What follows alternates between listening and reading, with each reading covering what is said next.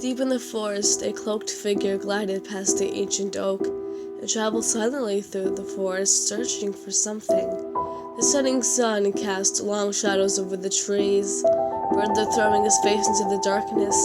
The only distinguishable feature left by the dying sun was the soft orange light emanating from the folds of his cloak. Although no one knew the source of this light, it seemed to give off a sense of pure magic and joy for those who could obtain it.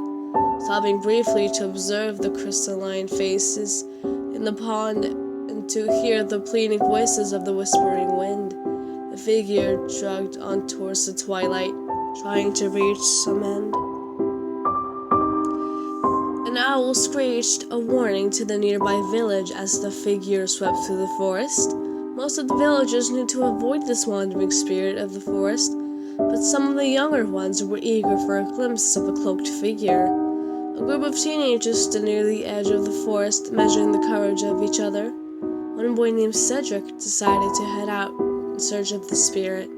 He had heard the old stories from the village elders. The spirit was said to be one of the ancient druids entrusted to guard this object hidden beneath its cloak. As to the identity of the object, not even the wisest of elders knew. The object was guessed to be everything from the heart of magic of the forest to the source of all knowledge to immortality. The villagers didn't go near the forest for fear of the ghosts of those who tried to steal the object and failed. Cedric was determined to steal the object because he had a plan ready by the time the teenagers were huddled at the forest's edge.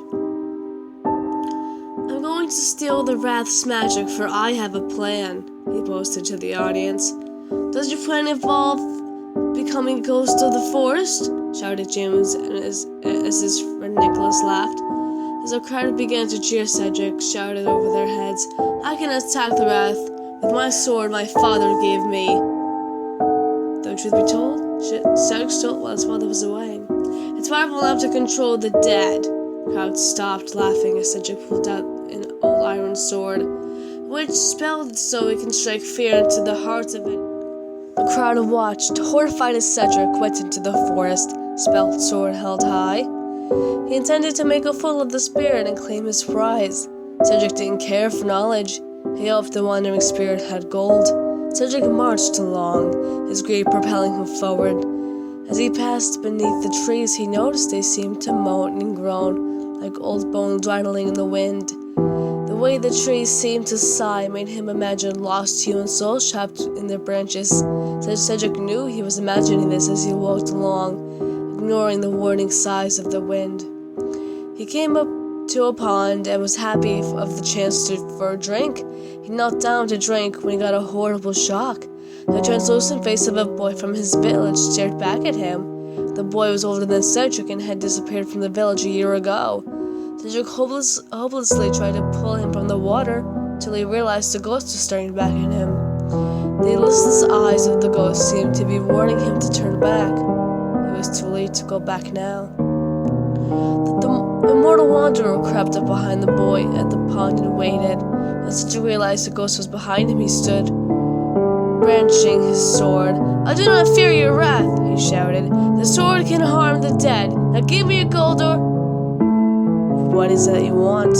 rattled the hollow sound of death.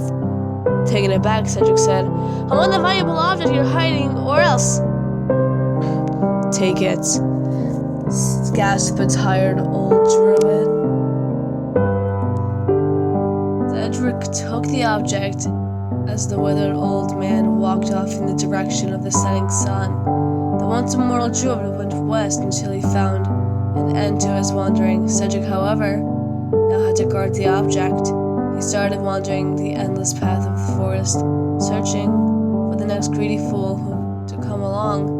Cedric soon learned from the trapped souls of the forest that the most who encountered the spirit chose death over the object, knowing as they would take the burden of the wanderer if they knew the secrets.